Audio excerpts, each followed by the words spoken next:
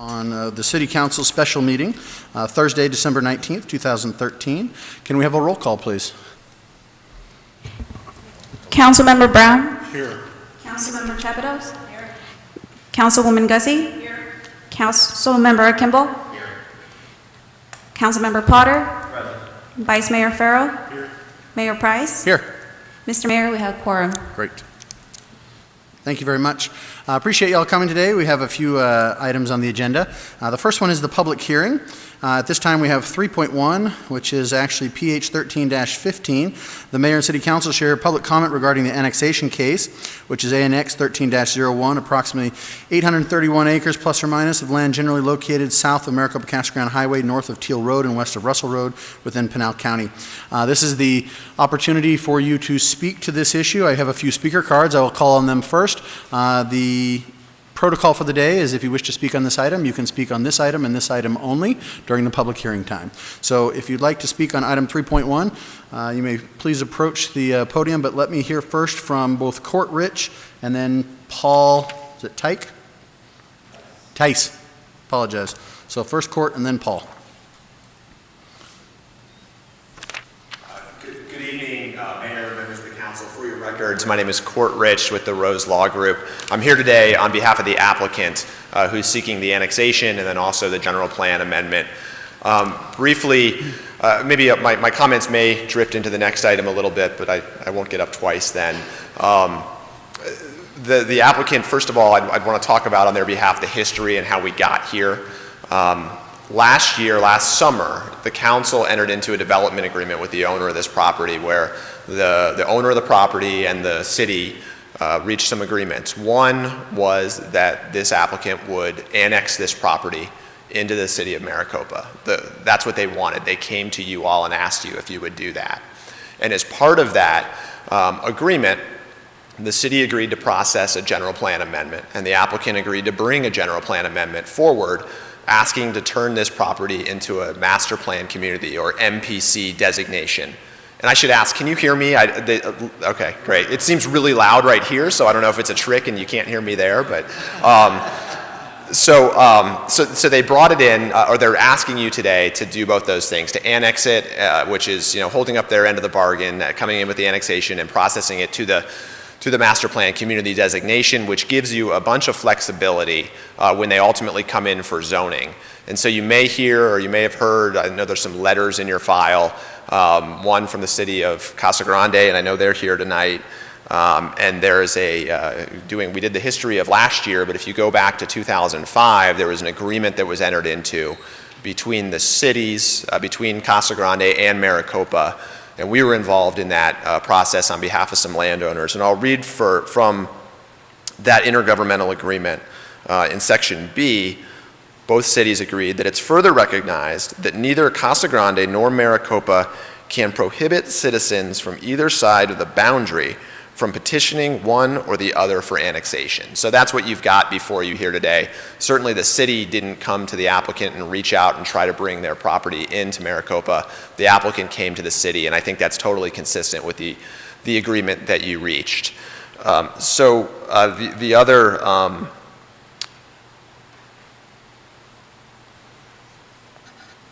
and maybe I'll just leave it at that at this point. But I remember I was going to say, when we come back to you for zoning, we can address the concerns that are the other letter that's in your file from the Ak-Chin community about the proximity to the airport. The applicant views the airport as absolutely as an opportunity when they develop this project. There's a great deal of opportunity there, and it's at zoning when they can propose to you the specific land uses, where they'll be, how they'll work in conjunction with that. And we expect at that point in time to be able to answer, stand up here and answer why this works with the airport and what we're doing in that regard. So this is just the next step in that agreement that was reached last year, and we appreciate you having this special meeting tonight to facilitate this. Thank you. Thank you, Court. Paul.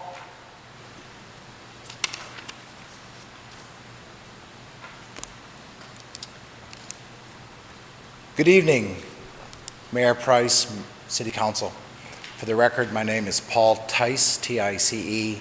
I work as the Planning and Development Director for the City of Casa Grande, and I'm here on behalf of the city to discuss the proposed annexation with you this evening.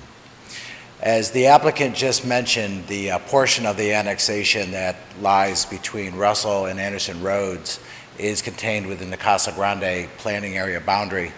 And as such, the city had envisioned that that property would eventually be part of Casa Grande. And, you know, we've taken some efforts towards trying to make that happen by making it part of our general plan, part of our DMA for our wastewater service area. And as you probably know, we also have a water company that provides some water service to that area.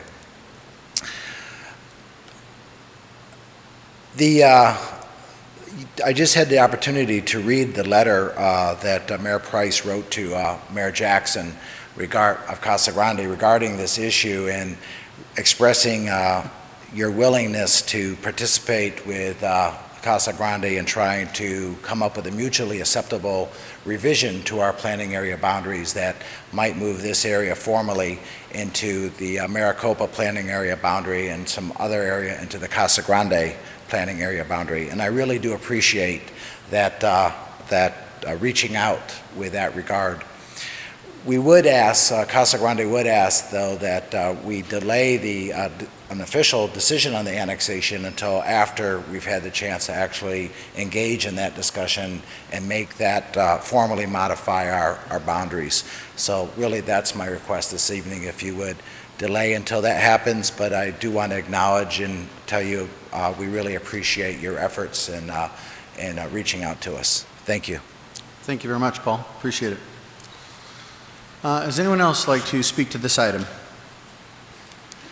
Okay, seeing no one, we'll move on to item 3.2. This is PH 13-16. Mayor and City Council shall hear public comment on proposed major amendment to the City of Maricopa General Plan Land Use Map. This is case GPA 13-01 to change the general plan and land design designations from employment/industrial to master plan community on approximately 189 acres and adding approximately 654 acres of land currently designated in the City of Casa Grande planning area as neighborhoods to Maricopa's general plan as master plan community designation.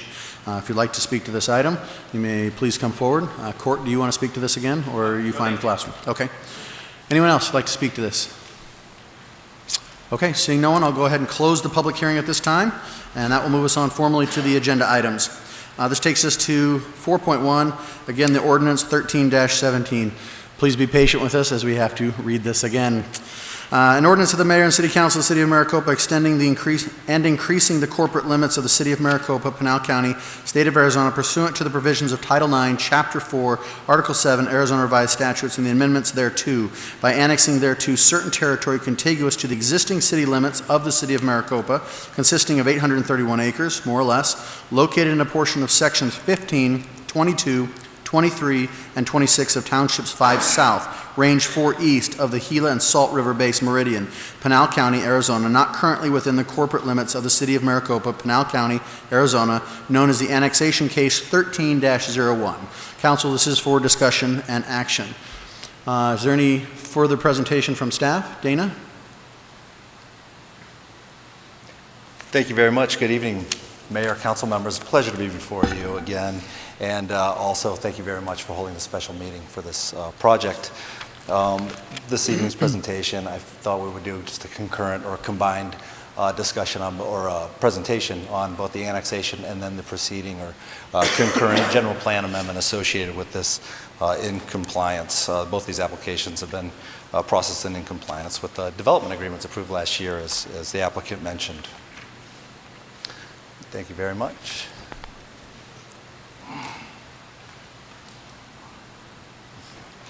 You've seen this map before. The smaller map to the left shows the overall location of the property relative to our current municipal boundaries.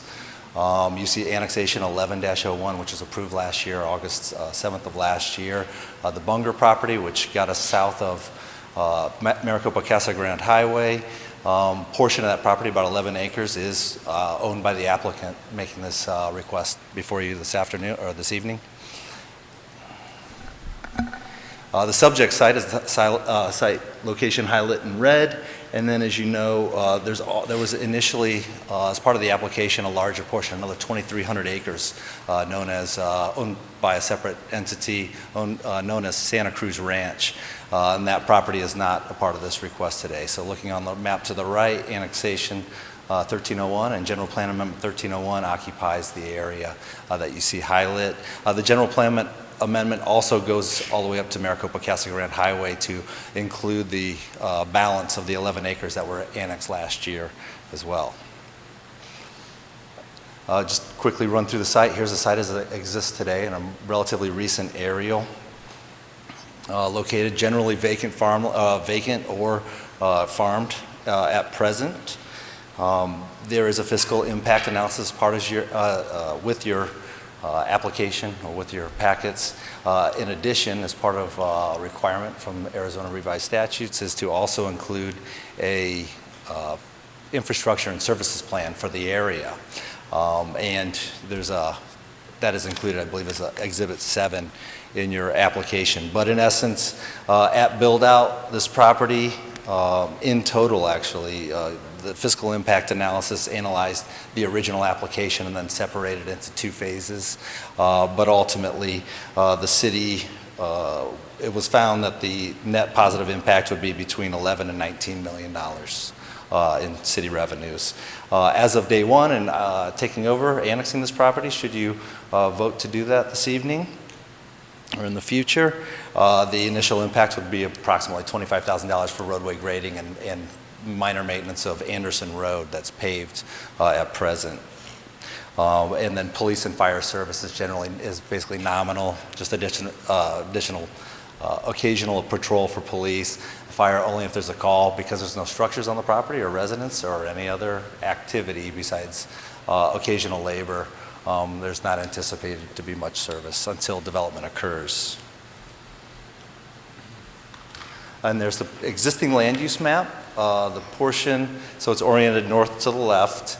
The yellow portion is currently located within the city of Casa Grande's planning area and designated as neighborhoods. And that's very consistent with what's being proposed that you'll see on the next slide, which is the proposed land use, which would be MPC, or Master Plan Community.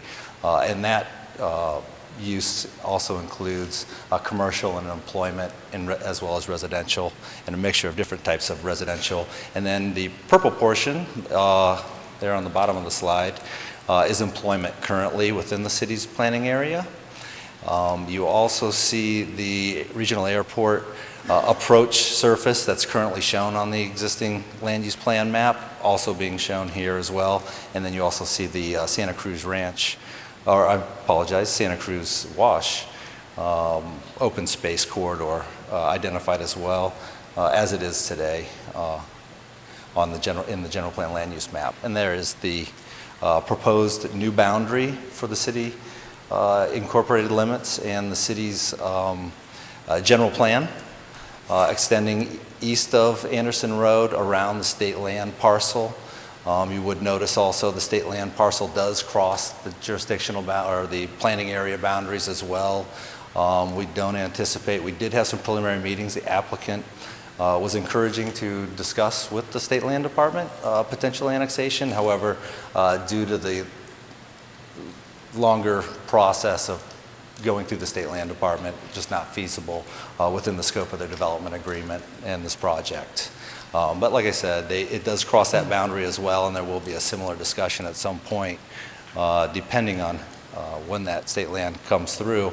But typically, state land department would want a single jurisdiction to develop within. So, just to summarize the 2 existing development agreements, one with the BNC Bank property, which is within our current planning boundary, and then the Anderson-Russell pre-annexation development agreement just east of Anderson Road, both of which basically have an agreement to annex the property and designate the land as MPC, or Master Plan Community, within our general plan. And as a matter of fact, I think the last deadline is December 31st or December 30th of this year. So we've fortunate to uphold city's end of the agreement prior to the end of the year at present, depending on council's decision this evening. Finally, just to give you a quick background of the review process and public hearings and some key timeline, moments in the timeline. We've been in the process about 80 days now since we started the public review process. A neighborhood meeting was held on November 14th, which they had no attendance at the Chamber of Commerce.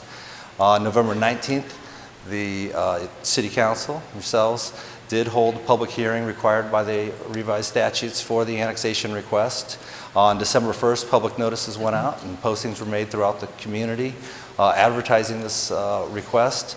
And then Monday and Tuesday of this week, City Planning and Zoning Commission held public hearings in accordance with the requirements of statute and took comment from the public and also made a recommendation on Tuesday night, the 17th, for the council to approve the general plan amendment on a 5-0 vote. So it was unanimous.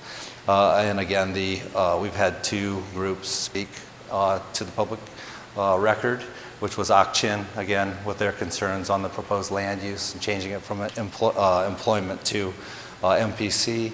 And then this evening you also heard from Mr. Tice. And then finally, this last public hearing that's required by statute this evening. So with that said, I'd be happy to answer any questions or take any comments you might have. Council, any questions on this? Yes, Councilman Potter. Mr. Rich, if I may. In light of the concerns from Achin and the city of Casa Grande, is the applicant able to wait or postpone a decision if council chooses to do that this evening in light of the concerns, if we could possibly work those out? So on behalf of your applicant, is that something you think is doable? Mayor, Councilman Potter, frankly, no, it's not, and I'll tell you why. One, the Ak-Chin's concerns are not something that we can deal with at all in this proceeding. It has to be done in zoning. So there's nothing we can do here tonight that will designate how that land is going to be used at the end of the day. Right now, we're just doing what the development agreement said, which is putting the master plan community general plan designation on top of it, which gives us all kinds of flexibility to come to you with the zoning to address their concerns.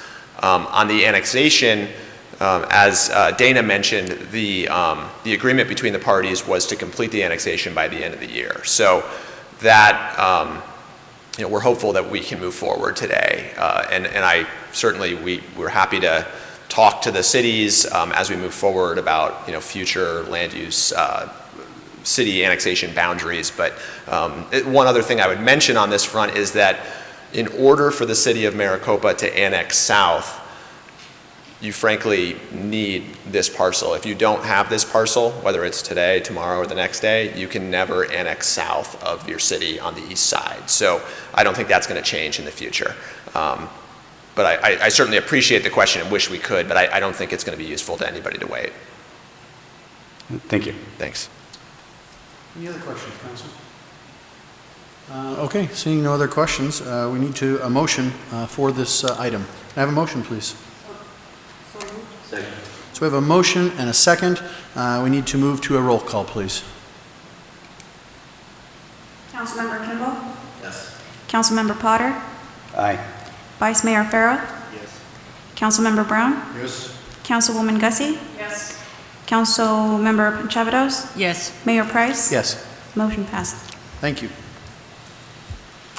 Moving on to item 4.2, this is a resolution of the Mayor and City Council finding certain facts and adopting a proposed major general plan amendment to the general plan of the City of Maricopa, Arizona, as requested by Anderson Russell LLCs for discussion and action. Dana, anything else? This is fairly subsequent to the previous action. Planning and Zoning Commission recommend approval. Okay. Council, any discussion on this item? Seeing none, have a motion Second. and a second. All in favor say aye. Aye. Any opposed? Motion carries. Thank you. And that takes us to the last item on the agenda today, for which many of you are here. We appreciate you being here, especially on a special meeting Most of our council meetings are held on Tuesday nights, but as this is the end of the year, we felt this was a really important topic and we wanted to get it in before the end of the year. So this takes us to item 4.3. 13-90, the Mayor and City Council shall discuss and possibly take action on approving a request to honor a youth that previously lived in the city of Maricopa and has passed away. This is for discussion and action, and I know we've had several meetings on this, and I'm sure that will come up in the discussion. I'll turn it over to Jennifer. Good evening, Mr. Mayor, members of council.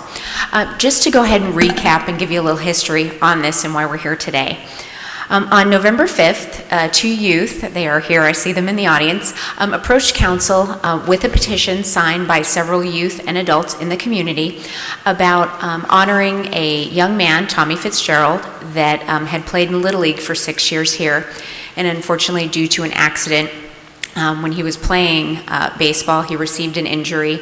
That injury unfortunately later led to his passing away.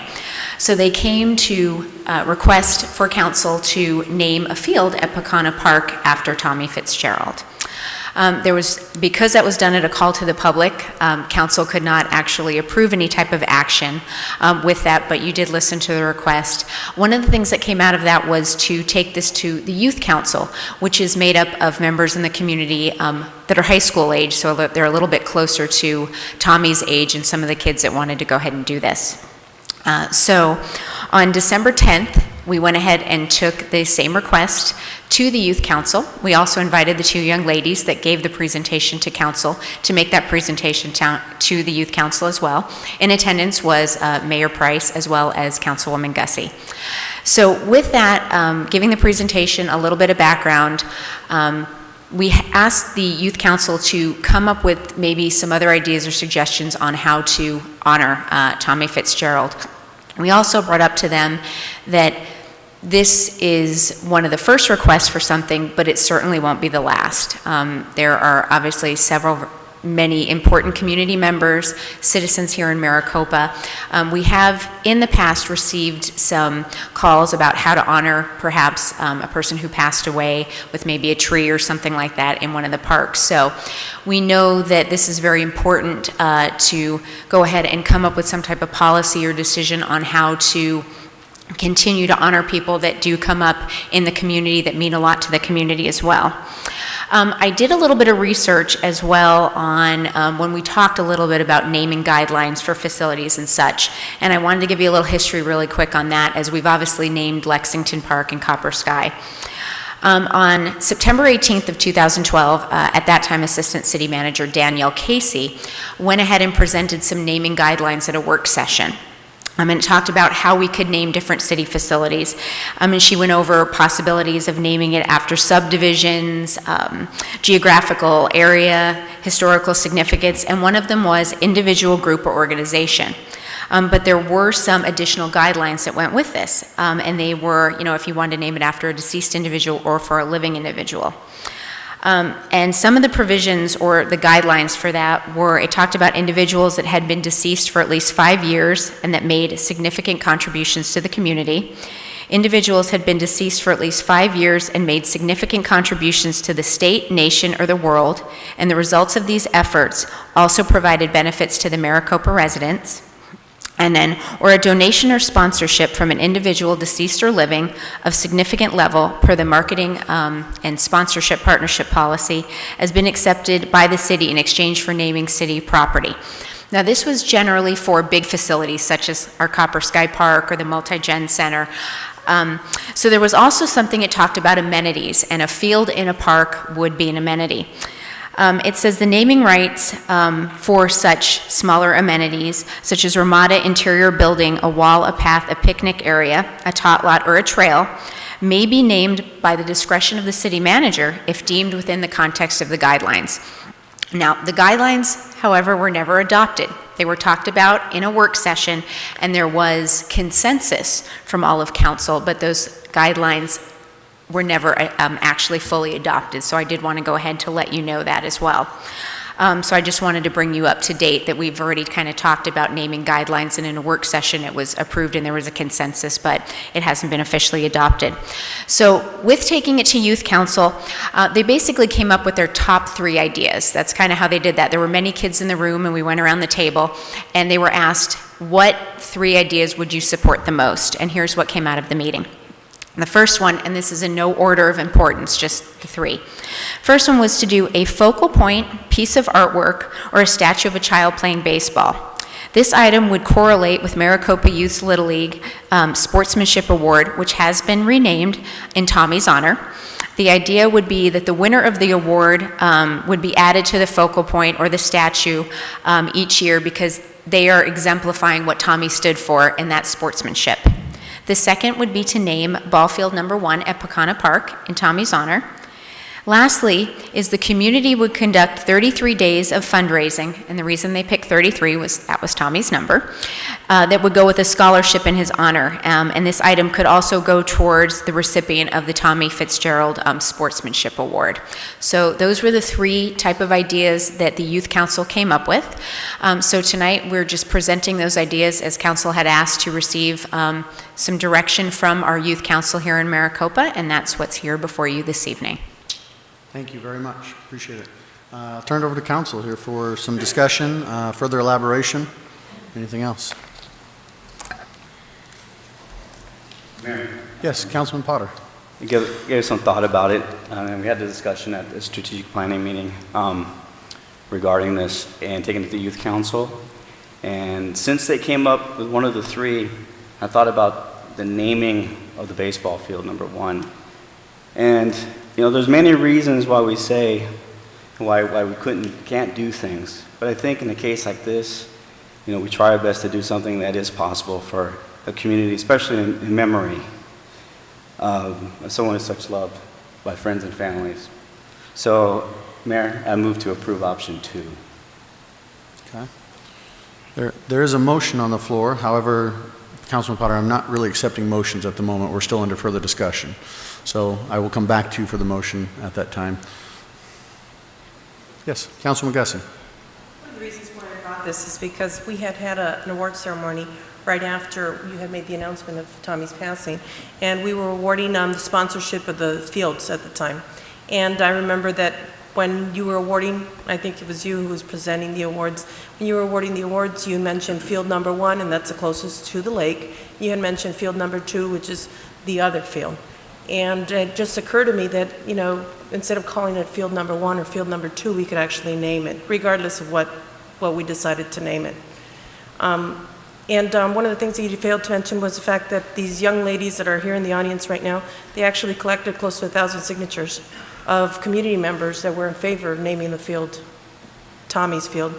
So, and that's the reason why I had suggested it, and it's important to the community to make sure that we honor his memory. Okay. Anyone else wish to discuss this? I will just lend in here. I think it's important to consider all points. And, you know, one of the things that I said the other night is that, you know, I am certainly not opposed to naming the field in Tommy's honor. You know, I think it's a great thing.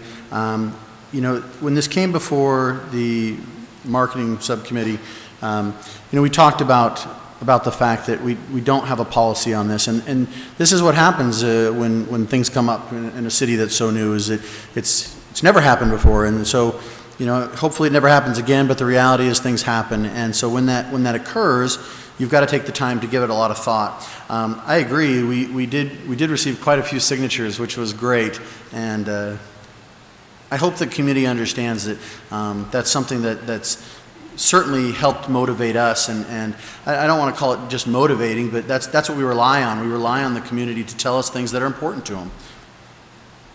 So certainly that's something that weighs on my mind. However, you know, at the Youth Council meeting, we did kind of send or delegate this to the Youth Council for a variety of reasons, and they did have 3 top choices. And, you know, Councilman Gussie and I had also had some other options as well, you know, just based on the premise that you don't want to just do one thing that doesn't particularly honor others that will come along. And I have to say out loud that my favorite idea that came out of the Youth Council was a walkway, and that walkway was given towards Tommy as being the central focal point, with some sort of a plaque or a designation, with the addition of, at the time Little League had spoken up and said that they would like to see that tied to the Sportsmanship Award. And that, every year, instead of waiting for someone to pass, which would just make it only Tommy's, but rather this is what he stood for, this is who he was. And as such, that this walkway would have, the winner of the Sportsmanship Award that's named in Tommy's honor, given, and so a brick would be added to this walkway each and every year, and therefore adding to kind of a collaboration, both honoring those who have passed and those who are moving forward in the future, and very much giving to who Tommy was, and creating a team around him. And so that was my favorite idea. I thought it really allowed us to move forward as well, while still encompassing the whole premise behind naming something after Tommy. However, I do understand the council, and I understand the community, and so again, I just wanted to put that out there for argument's sake, and let the council know that was a very, very important topic of discussion that was held by the Youth Council. I mean, Councilwoman Gussie and I were there for about 2 hours on that topic alone, and I think they stayed another 2 after we left, so certainly they put their time in that night, and they did a great job. But, that's anytime you have something that is emotional, it's hard to separate emotion from thinking, big term, long term. And so again, I'm fine with whatever the council decides, but I wanted to put that out there from a position of discussion and presenting multiple sides. Councilwoman Gussie. One of the other discussions was a statue, and one of the reasons why they had suggested a statue, and I think you had made the recommendation, is that the recipients of this Little League Award in the future, they'd be able to go take pictures in front of that statue. And the statue would represent a baseball player, a very generic baseball player, but at the same time, we know that would be in memory of Tommy. So I had suggested a couple of figures, and we brought that to you. And, these statues are very reasonable. So if the council decided to go in that direction, it's a great piece of artwork to have at that park. True. Councilman Kimball. I wasn't at the youth council meeting, but was it discussed on whether or not they would put Tommy's name on the statue as that being one of their options? If I remember correctly, correct me if I'm wrong, there was a suggestion that there would be a plaque at the bottom of the statue. So I think the envisionment wasn't taken out or drawn out, but there was the mention of it. But if you had this little boy on a little pedestal, and maybe a cement pedestal of some sort of design, and that from there was a plaque attached to it, and maybe something could, depending on this pedestal, there could be names added to it over the course of the years, depending on what council wanted to do, whether it was naming little plaques that would go around this pedestal, adding to the plaque. It depends on what actually takes place as far as how difficult it would be, but certainly there was that elaboration as well. Yes. So my idea, or their idea of a statue, I think is probably the most favorite, because it gets more community involvement. Kids can take pictures with it. The award is named after Tommy. Having his name on it is really important, because it's there to remember him. A field gets played on by the kids. Not all of them are going to know who Tommy was, but when that statue is there representing who he was, I think that's the best idea. That being said, I think something a little bit more than just a little plaque with his name, maybe the Tommy Fitzgerald Memorial statue, and then another plaque with individuals' names who have received that award year after year. That would be my proposal. Vice Mayor Farrell. I want to echo Councilman Kimball's remarks as well, and I actually like 1 and 3, and the reason I like that are the statute reasons, like you stated, both you and Councilwoman Gussie stated. But wouldn't it be cool, you mentioned, to make a celebration out of this and bring the community involved, if we put that statue in the field or in the park, and then started our 33 days of fundraising, of celebrating, and on the 33rd day is when that Sportsman of the Year award was given out. I mean, I think that would be a great way to keep his name and activated in the community, and celebrating his name for many years to come. Just by way of clarification, both to Councilmember Kimball and Vice Mayor, as far as both those suggestions, I think it's important to understand that there's some coordination that would have to take place with Little League, because it is obviously Little League's award, and so when they present it and how things happen there, so certainly that would have to take place. But also, you know, I wanted to mention, you talk about the community and the fundraising, but also if the focal point is something that is, again, focal point be a piece of art or a statue or whatever it is that the council moves towards. That being said, there was also a suggestion of how to raise those funds together. Councilwoman Gussie had just mentioned that, you know, those statues are fairly reasonable. You know, we're not talking $20,000 here. This can be, you know, $3 to $5 grand, and then including, I would figure, you know, the city would also help donate, you know, staff time and things of that nature to partner with that and make it happen. But rather, the city could also throw in some partial funding, perhaps, if the council had decided that was a worthwhile thing, and then also throwing it back to Little League in the community, so they also raised some funds. And I had mentioned that, you know, if everyone that signed that petition donated $1, well, then that's $1,000 right there. If they donated $3, that's $3 grand, you know. So, I mean, just from a community standpoint of everybody jumping in, so that this isn't just Little League, it's not just council, it's the city of Maricopa. And that's what Tommy represented, in my opinion, is, you know, it's teamwork. And so, you know, to those points, I didn't mean to take anyone, you know, off base there, but just some food for thought. So, Councilwoman Gussie, did you have another comment, or was it Councilman Brown? Did you have anything?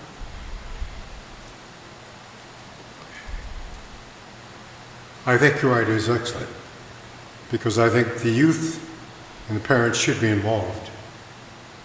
And raising money, whatever extent it would be, makes sense. Now, to that end, what do we do as far as future recipients, or those who might be on it in the future? What do you do with that? You just add names down the future? What did you have in mind, Vice Mayor? I don't know, but I think it's probably ought to bring it back to discussion instead of leaving it the way we did in work session many, many months ago. Mr. Mayor. I mean, God forbid any other kid who dies as a result of an accident or anything like that happen. But we know something like that will happen in the future, and we'd like, I'm sure the parents would like those youngsters to be honored. So we have to get some thought of that also. Let's move to Jennifer, then over to Councilwoman Chapados, and then back to Councilmember Kimball. Mr. Mayor, members of council, absolutely, and because those guidelines were not actually adopted, it would be of utmost importance to go ahead and get some guidelines and policies adopted for future purposes. The one thing that I wanted to echo that the mayor did talk about was the youth council also felt strongly that the community be involved, such as helping. Part of the 33 days of the fundraising was to be done by the community. They did felt that, you know, the city needed to contribute and to be a part of it, but they also, because it's a community member, they definitely felt strongly that we involve the entire community in that. And with the mayor's suggestion about having almost 1,000 people to donate $1 and things like that, it could even go to local businesses or things, anyone who wanted to go ahead and donate. So that was a very important part that also Youth Council wanted to address, that it was a community effort, which is very nice. Councilwoman Chapados. I too like the options of combining 1 and 3, but I have a question for the Little League. In terms of your schedule every year, when does the season start, and at what point would you have the Sportsmanship Award announcement? Could you come up to the microphone, please? Thank you. I was the president for the last couple of years for Maricopa Little League, and typically at the end of our minors or majors season is when that award is given out, which typically is early to mid-June is when we have our closing ceremonies and recognize that person. Okay, and when does your season start? We technically start in January with the younger kids for T-ball and machine pitch, and late January their games start and then go through mid-March typically. Okay, what I was thinking is, because this is a momentous occasion from a number of standpoints in our community, it doesn't sound like the timeline's going to work, but my idea was to coordinate the fundraising and hopefully do the statue unveiling at opening day, and kind of setting the tone for sportsmanship, community involvement, that kind of thing. If we can't make it work for the January date, as soon as we can make it happen, And also Copper Sky is coming online in March. Maybe there's something that we can tie in if one's at Pecana, doing the Copper Sky opening. But then you also have the whole season for people to look at and appreciate the statue and what it stands for. And then at some point in time, after you've done your sportsmanship award, we could do another type of activity or event where we add the name, or maybe you do it as in the subsequent year's opening day to kind of set the tone for that season. Just some thoughts there, but I like the idea of community project fundraising. I love the idea of the statue. I actually saw an example in a catalog that Councilwoman Gussie showed me that is really just wonderful. And I would like to see that. And I think visually, too, it represents something that you can't ignore that. If you drive by Pecana, you see the fields, and it doesn't really mean anything unless you get out and look. But if you see a statue, people tend to, what's that represent? What's that about? So. Yeah, and we typically have a closing ceremony too on the day when we choose the person that's received that award. So all of our teams are out there, all of our players are in uniform. So I mean, we could make that day potentially a celebration day. And I don't mean to speak for our current executive board at this point, but that's some options that they could definitely consider. Thank you. Councilmember Kimball. I don't know who this question's for, maybe city manager or yourself. Well, let's say we decide on a statue and we decide that community involvement for raising funds is good, and we don't necessarily know what the actual cost of the statue is, nor do we know how much the community is going to contribute and how much the city's going to contribute. Do we just vote on it, or and say we want a statue and then come up with those numbers later, or do we decide that today? My understanding was that the city was not going to pay for the statue.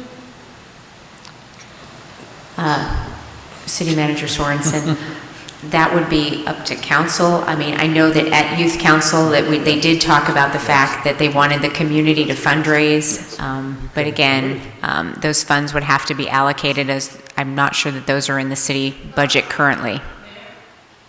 Yes, Councilwoman Chapados. Actually, those of you who know me know that myself and Therese Starkey have been working on a Maricopa beautification project. So we've kind of vetted some of these questions through finance, and it's my understanding that the cleanest, smoothest way to do it, because of our state procurement rules and regs, is for the community to purchase the statue and donate it to the city. That way there's no exchange of funds, it becomes a city asset, then we take responsibility for maintaining it, and it's a clean transaction.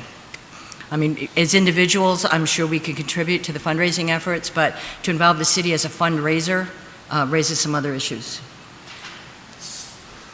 Go ahead, Councilmember Kimball. Then my question would be, why is this before us? The question then, is it to allow a statue to be placed in our park that's given to us? Because I just think that that's silly. I think there should be some city participation. If a statue is only $3,000 or $4,000, I'm sure we could find $3,000 or $4,000 in our budget to put towards this.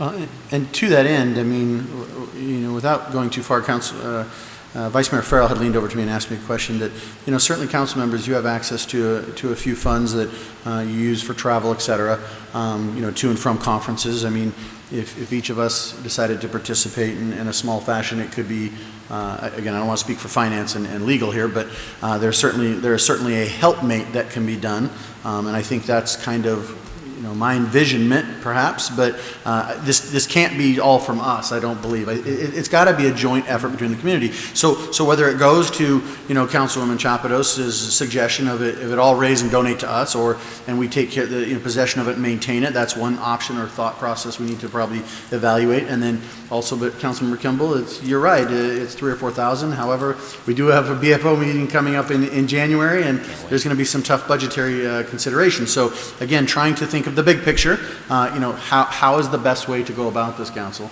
And that lends back to Councilmember Kimball's question as to what we're trying to decide. So, Mr. Mayor? City Manager. Mayor and council, I'd just like to caution that if the city picks up the tab for this, we're setting a precedent, and when the next request comes down the road, we're going to have a policy in place specifically identifying what circumstances warrant the city expending the funds. Mr. Mayor? Well, that's the very reason why I mentioned about citizen participation. They should take some ownership of this also. I have no problem with whatever we contribute, but we saw youngsters, these young ladies come before us, very passionate, supporting that petition. a number of signatures there. Obviously, there's great support in the city, at least those parents who have youngsters in the youth program. There should be some ownership, not just emotional ownership. That's the best way to show it. Mr. Mayor? Okay. Councilman Chapados? One of the things I forgot to mention that my question regarding the timeline is, I also think it would be prudent for us to take that time to establish our policies, so no matter what the final outcome is of an acquisition of an asset that's going to be placed in a park, we're ready to accept that with the proper rules and regulations and guidelines. Okay. Well, yes, let's, Kevin, you had a question. In regards to fundraising for the statue, I'm involved in club ball. I coach a club ball team. I know a lot of other people that know Tommy well. We're involved with club ball as well as Little League. What we could do is we could host a tournament to raise money where all the funds, you know, every team that comes to a tournament has to pay an entry fee. So we could put together a tournament with all the contacts that we have and raise money that way. And now I hear a lot of talk about options 1, 2, and 3. Okay, I've heard talks about combining 1 and 2, 1 and 3. Okay, well, Tommy was a pitcher, so I'm going to throw you a curveball. How about 1, 2, and 3? How cool would it be to have the culmination of the 33 days of fundraising with the naming or the placing of the award winner of Tommy's Award on Tommy's statue at Tommy's Field? Okay, option 1, 2, 3, we're out. Thank you. And that's Kevin McDill, by the way. Okay. So, Council, are we any further on discussion here, I guess, is the question. I mean, at this point, if I don't hear too much further discussion, I'm going to go back to the motion that I promised to Councilman Potter, and to give him the chance to either keep his motion, amend his motion, make some sort of decision, or if Council, and I hate to say this, I don't mean to drag this out, but there's a lot of questions still. Does Council feel better with doing some more analysis on this? I don't want to drag it out. That's not the point of what I'm trying to accomplish. I'm just not hearing a lot of unification per se on the decision. So, Mayor? Councilman Chapados, and then over to Councilmember Kimball. It would be my recommendation that we take the next 60 days, take it back to the Youth Council for their input on the administrative end of things. Also, I'd like to have some input from Parks, Recreation, and Library, and also refer it to the Marketing Communications Committee for us to take a first swipe at looking at some guidelines and policies. And then also maybe that will become clear once we know some of the other guidelines that we're obligated to follow statewide and citywide, what our best options are in terms of delivering that memorial item to Maricopa. Okay, Councilman Kimball? I'm not in favor of putting this to bed for 60 more days. I'd rather take a vote on it tonight or this evening. And in light of what Vice Mayor Farrell had told you, I would be one that would be willing to do that, to contribute that way. So I would be, well, we got to wait for Councilman Potter's motion and to see if it's seconded and voted on. But going forward, I think we should vote on it tonight and on 1, 2, or 3, or 1 and 3, however. But obviously there's a motion on the floor, so we'll go from there. Okay. Councilwoman Gussie, and then over to Vice Mayor Farrell. I stepped away because Mrs. Fitzgerald was calling me, and I didn't want to be rude and answer her phone call here. But she did not want to attend today because she could not handle the emotions. I could barely handle them. But I don't see postponing this. Okay. Vice Mayor Farrell. This question is for Kevin. Kevin, in the past, and I know there's a lot of Little League people out there, on this such tournament that you're suggesting for a fundraiser, and I don't want you to get as precise, don't be as precise or spot on, but ballpark figure, we'll use that language. What would a tournament like that bring in? Well, that's hard to say. Smaller tournaments sometimes are $250 a team. Larger tournaments are $400 to $500 a team. Tournaments can have anywhere from 5 teams to 50 teams. So it would be a matter of us reaching out to our extended baseball community, especially all those that knew Tommy, see how many teams we could get. We'd probably want to set the tournament buy-in fee at a little bit lower to attract more teams, not scare people away. It'd be really hard to put a number on it, but I can't imagine we would raise less than $1,500 to $2,000. And if you raised $5,000, would that be like a huge success? I would see that as a huge success, yes. Okay. The other thing I was thinking of too, I mean, as far as participation goes, because I mean, there's lots of ways the city can participate. So we were talking about, you know, some financial issues and things, but you know, City Manager Sorensen had also just mentioned, you know, the issue of, again, you got to be careful of opening Pandora's box here, but how do you deal with the things, because this is not the only needful organization inside the city of Maricopa, and they're all worthy. So, but there is a way that we could, you know, potentially, if there was a tournament in that fashion, a memorial tournament, so that to raise money towards something, then, you know, it's very plausible that we could do a donation in kind, you know, by providing the fields or something of that nature. Mayor? Vice Mayor Farrell. I cut him off, I'm sorry. Well, where I was going with that is, I like the idea of that tournament, and I appreciate Councilmember Chapado's comments about the city not being involved, and I appreciate Councilman Kimball with his comments, but as an incentive, you hold that tournament, and then to get that city involvement, I would be willing, can't talk for the rest of my council members, but we could match, as this council here, whatever funds you raise off of your tournament through our discretionary funds. That would be fantastic. So you go raise $4,000, we can take $4,000 out of the 7 discretionary funds, and we got $8,000 for a statue. Sounds good to me. Mayor? Okay, Councilwoman Chapados. Question, Kevin, when would be the best time to hold the tournament? Is it during the regular season or? No, honestly, the best time to hold a tournament would be outside of Little League season, so it doesn't So interfere with after, Little League season. after, You know, I'd have to get together with other club ball coaches and whatnot, Jorge being one of them, probably the most important one, and see what we could do, but I would probably want to shoot for maybe a January or February. That's before the majors season starts for Little League, so there won't be any conflict with the kids who are going to be playing Little League. okay. Yeah. Any other comments or discussion on this? Yes, Councilmember Kimball. That, the raising of the funds would be for the statue, correct, for the tournament? Okay. So, any other comments? With that, I want to turn it back to Councilman Potter. Mayor, thank you. I really feel strongly about option number 2, and I really appreciate the input. So, Mayor, I amend my motion to approve options 1, 2, and 3. So there's a motion on the floor for options 1, 2, and 3. Is there a second? Oh, yes. I just wanted to add to the second, would we have to amend your proposal, Vice Mayor? Include that within our motion? That we match the funds that are fundraised? I think we're going to need some clarification, because 1 is just a focal point. It's very broad terminology. The discussion that has happened tonight has listed a variety of different things. So the motion is going to need to include what you want in 1, 2, and 3, so as to be clear, so the council knows what they're voting on, and even seconding. So, Councilmember Potter, I'll turn it back to you. Okay. So, all right, so help me out here. I just know I want option 2, 1, and 3 sounding great with. So if you can add, help me out, paraphrase. All I said is for the Little League to host this tournament, and whatever funds they raise, the council will match it through our discretionary funds.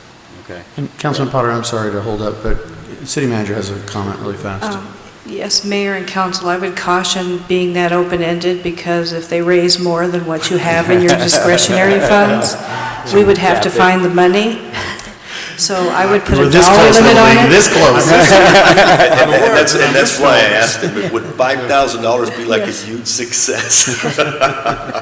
But if they raise $50,000. Yeah, you got a great point. Yeah, you so- got a great point. You can't, you're right. You can't leave it open-ended, so you'd have to cap it at This something. might be right at $50,000, right? Yeah, can I just make a suggestion? That statue that I looked at, we were at the conference, that was $3,200. Just to give you an idea how much that costs. We don't know what shipping would be Yeah, and that type of and stuff, so there's some installation certainly and additional so forth. costs, but, you know. And the other thing we don't know on that right now is we know that those were prefabbed as to, they had those ones, you know, 4 different Right. examples, but if we wanted a different example, I didn't see one with a little boy at bat or something to that effect, you know, that's something that we could generate further input from, but maybe that one, the custom design costs another $800. We don't know. But just So- a generic idea of how much the actual cost of something like that would be. Absolutely. Absolutely. So back to you, Councilman Potter. Okay, move to approve 1, 2, and 3 with the, with the cap of $7,000, 1,000 apiece from funds. Was that? That's not what you... No, I'm waiting. That's not your motion. That's not his original motion. No, he's amending his original motion. Yeah. So he's amending the motion, but the question has to go back to the raising of money being held in one section of the motion. The second part of the motion would be what council would contribute. So you'd have to set aside a cap or a factor of 2,500 or 3,000 or something with a maximum, you know, matching up to a percentage or something to that effect. You know, Mayor, in this case, I whatever Little League can fundraise and community participation is great, but I don't want to have that stipulation on there. I think just giving to give, if council's willing, from discretionary funds of 1,000 apiece, I'm willing to do that regardless of, I do want community participation in the honor, but I don't want to make that a condition of it. So personally, $1,000 from me. So I like council's consensus on that. I know I don't want to talk for your discretionary funds, but that's how I feel about, regardless of what they raise, and we'll cap it at 1,000 apiece. Okay, so to be clear, your motion is 1, 2, and 3, 1 being $1,000 apiece from council. Yes. Is that clear? Okay. No, I'll second it. So, okay, so we have a motion and a second. Is there further discussion on this item? Yes. Councilmember Yes. Kimball. The motion was convoluted. I don't think we ever talked about 1, 2, and 3. No offense, Councilman Potter, all together, and we haven't discussed that. So I think my further discussion would be, I thought the majority of us were talking about a statute with community involvement, potentially holding a tournament and having council match from discretionary funds. That's what we're talking about. So I'm not prepared to support his motion if it goes to vote. That would be my further discussion. Okay, we're going to Councilwoman Chapadas, back to Councilmember Brown, and then on to Councilwoman Gussie. Mayor, before we do that, can you just get a clarification? Are we, is it $1,000 match you're talking about, or do you? Per council member. So I don't even know if we really need that in the motion, because we can just do as we want with You it. can do it, so is it not part of the motion anymore, or is it still part of the motion? That's the only. You know, I won't, okay, I'll just leave it to every council member to do it themselves. I think we're making it really complicated with 1 and 3, the tournament. Whatever Little League wants to do and the community wants to be involved, I'm fine with. I really think number 2 is the one that we can settle right here and now. Is that correct? Mayor, I'm going to double rescind my motion and go back to number 2. And anything that could come out of 1 and 3, and I'll be happy on my own. I don't want to speak for the rest of the council and so forth, out of discretionary funds on my own, but I don't want to put that as part of the motion. So move to approve option number 2, and whatever comes out of it moving forward for 1 and 3 in the honor, I think is a great idea. Okay, so we have a new motion. Councilwoman Gussie, do you rescind your initial second to the first motion? Yes. Okay, so it's been rescinded. So the new motion is for number 2 only. Is there a second to number 2 only as presented by Councilman Potter? Seeing no one, the motion dies. Can I have an additional motion? Yes, Councilmember Kimball. Mr. Mayor, I move for option 1 being a statute with community involvement and having the Little League or the club ball team, Mr. McDill, put on a tournament matching up to $1,000 each council discretionary funds at their pleasure, to not exceed a total of $3,200 for a statute. Okay. Is there a second? I support that. We have a second. Is there any further discussion on this item at this time? Yes, Councilwoman Chapados, then to Vice Mayor Farrell. I like where this is going. I think in terms of setting the not-to-exceed limit, the price that was quoted was just the statue, and as we said, we don't know shipping, engraving, you know, all that other stuff. So if you want to amend that to say the not-to-exceed for the 3,200 is the base cost of the item, any additional costs will be absorbed through community fundraising or whatever. The only thing that I'm challenging is, do we as a council have the power to enact an action that's by an independent organization, the Little League? Can we direct the community to do something that we don't have authority over? So, you know, we're saying community involvement and community fundraising. I think the motion is what we can control, with the understanding that we're going to partner with the community, but they're going to have to meet as an independent Little League and decide which way they want to go with this. Correct. And Vice Mayor? Yeah, absolutely, and it wasn't, my point is to match whatever they raise. We're not directing them to do anything. We're just more or less challenging them to where whatever they raise will match. And the whole reason for my wanting to match it, Councilman Potter, was to give these people incentive to get a bigger tournament going. That was the whole reason for matching whatever they raised. Well, I guess my question with directing was, part of the motion is that they will hold a tournament. Oh, what happens if they get together and they say, that's maybe not our best option right now? I got you. I'll amend. Thank you, Councilor Kimball. Rescind the first motion. Here's my motion: to approve option number 1, which would be a statue. No. And number 3 for community involvement. Should they raise a certain dollar amount, council will match up to $3,200 from discretionary funds, $3,200 for a statute, and additional costs through community fundraising for everything else. Does that make sense? I accept an amendment. Okay, we have it accepted. The amendment accepted. Mr. Yes, Mayor, Jennifer. members of council, not to throw a wrench into this, and the head goes low. There would be a cost, obviously, of also installing it depending on where it is. So depending on the size of the statue, where it's going to go, there's got to be some type of base or mounting, so there would be additional costs for that. And again, as I said, in the community services budget, we don't currently budget for projects of this type in our current year's budget. So I just wanted to let you know that as well.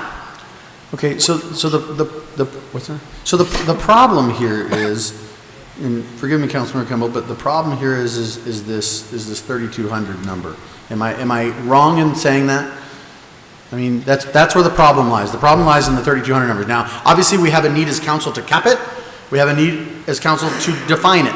So we're kind of in a little bit of a quandary here, but what I'd like to do is I'd like us to work that out so that we can make this motion appropriate for what we're trying to accomplish. Cap it at $7,000. So yes, Councilmember Cap it at $7,000. Can you just add it like that, Dennis, or I got to do the whole thing again? Yeah, do I have to say the whole thing again, or can I rescind the 3,200 and cap it at 7,000 with council support from their discretionary funds? Okay. Yes. Can we have discussion on that motion real quick? Yes. Because Let's figure out, his amendment is he wants to cap it at $7,000. Instead of the 3,200. Does Councilmember Brown accept it?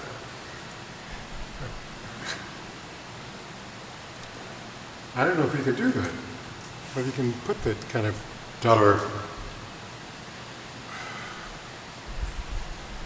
I can't accept that. I withdraw my support. Okay. So the motion is not seconded at the moment. So Vice Mayor Farrell, did you have additional discussion? Let's figure out this discussion before we move back to the motion. I'm a little confused on Councilman Kimball's motion, and let me tell you why. You motioned to approve option 1, which was the statute. Then you motioned to approve option 3 as well, which was to involve community involvement and then match the fundraiser. And that's not what was discussed.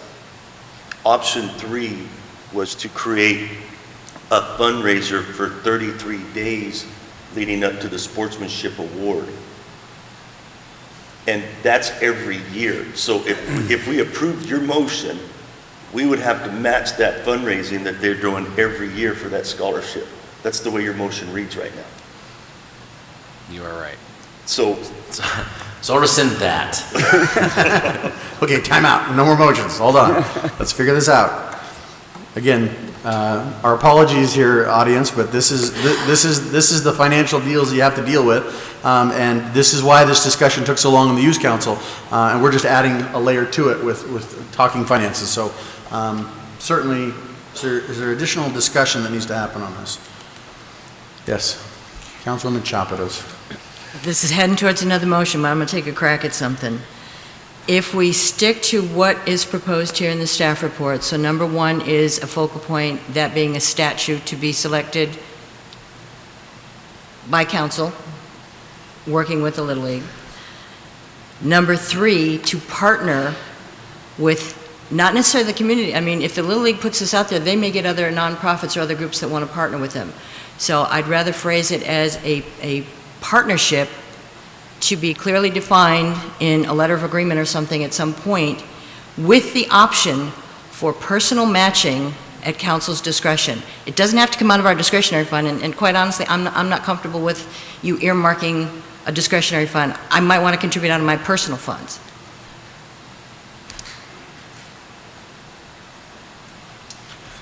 Is that your motion? No, it's discussion leading. Without the discussion, because we've beat the motions to death. We need to come up with some clarity before we move to a motion here. Okay, so we've got to get this cleared up. Yes? I think I can make it. Oh, this has really gotten confusing. Okay, my understanding was, it was option 1 was the statute with focal point. Option 2 is the name of the field. Option 3 was 33 days of fundraising to go towards scholarship or whatever for the award winner for Tommy. This whole matching thing, the tournament that we were talking about doing, my idea of that was to raise funds for the building and the ordering, the making of, and the mounting of the statue itself. And that is where the matching came in. I don't think the proposal to match was based on option 3, which would be a yearly fundraising event. So I think if we do, 1, 2, and 3, like I really hope you guys will do, 3 is a yearly fundraising event. Maybe we can start 33 days before our closing ceremonies. We can do raffles and donations, silent auctions, whatever Little League wants to do to raise that money for 33 days. Exactly. But the city doesn't need to match that. No. Absolutely, absolutely. Right. Yes.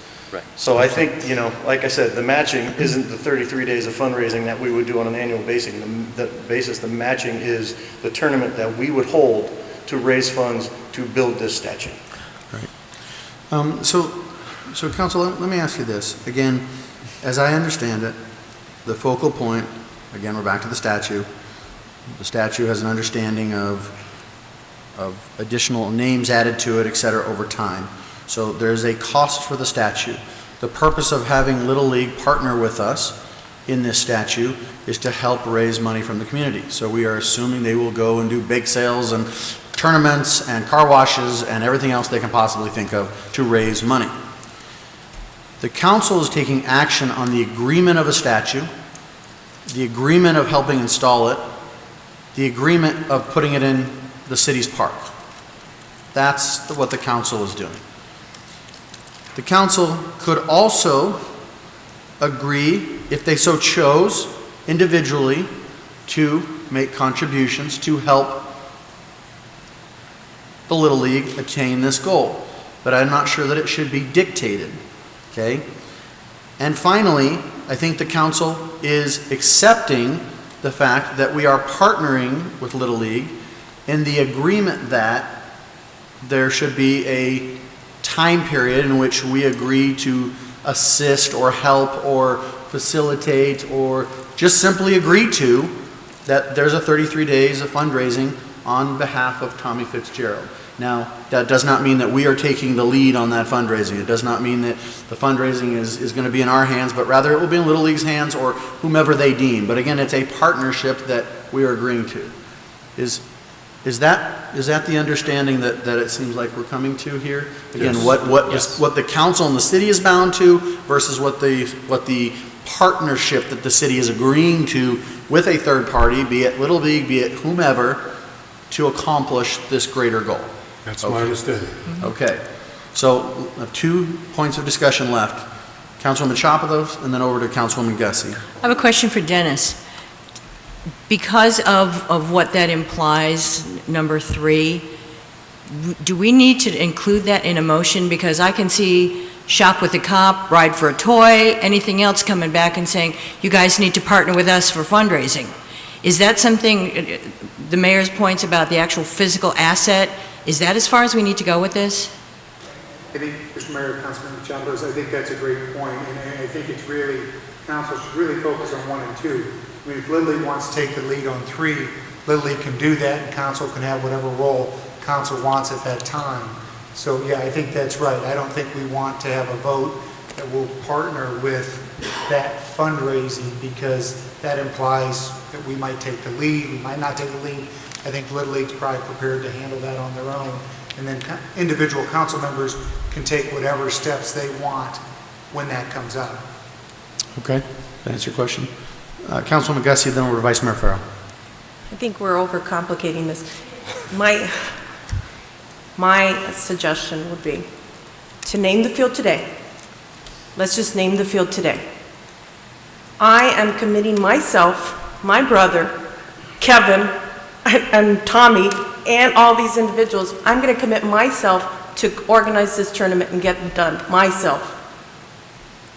Let's review this, and let's commit today, not to a dollar amount, just to the fact that we will put a statue up. The statue could be this big and could cost us $10. Let's just commit to a statue, a statue.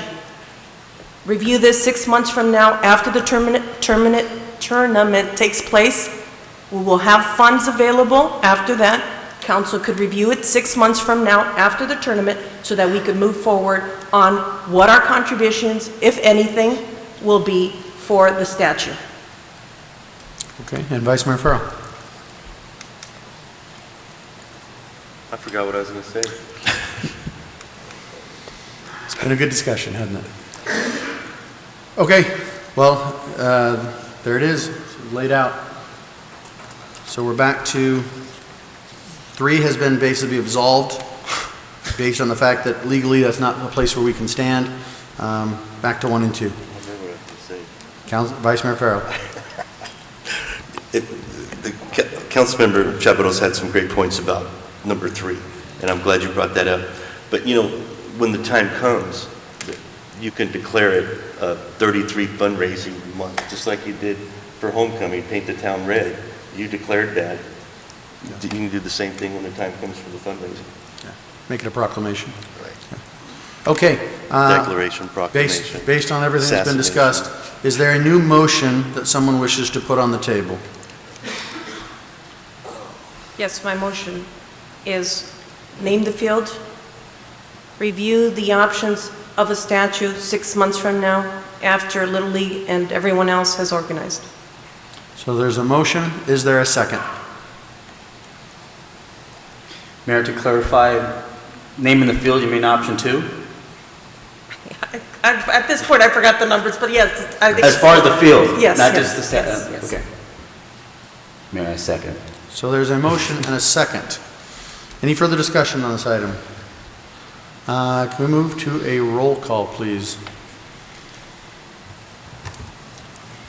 Councilwoman Gussie? Yes. Councilmember Chapados? No. Councilmember Brown? No. Councilmember Farrell? Vice Mayor Farrell? No. Sorry. Mayor Price? That's not everybody there. You're missing me. So, I got a wrong one. Councilmember Kimball? No. Councilmember Potter? Aye. Mayor Price? No. Motion fails. So we need, do you wish to terminate this motion or wish to add a counter motion? I'll counter motion. Okay. Move to approve option number 1 for a statue. There's the motion. Move to approve for a statue. Is there a second? Second. There is a second. Let's move to a roll call, please. Vice Mayor Farrell, Yes. Councilwoman Gussie, Yes. Councilmember Potter, Aye. Councilmember Shapidos, Yes. Councilmember Kimball, Yes. Councilmember Brown, Yes. Mayor Price. Yes. Motion passed. Motion passes 7-0. Thank you. Thank you very much. I appreciate this. I appreciate your attendance and your participation. I'm sorry I got a little tricky there at times, but I think that we'll now come back to staff and direct for additional details, but it looks like a piece of artwork will be going in the park on Tommy's behalf. So thank you all very much. Thank you to those who have worked so hard at bringing this to our attention, and I look forward to working together with you in partnerships with the Little League to make this the very best it can possibly be. So with that, we will motion to adjourn, please. So moved. Second. Have a motion and a second. And we're motioning to executive. All right. Boy, we've been having so much fun. Motion to executive So moved. and second? Second. And second. All in favor say aye. Aye. Motion carries. Thank you all very much. Merry Christmas.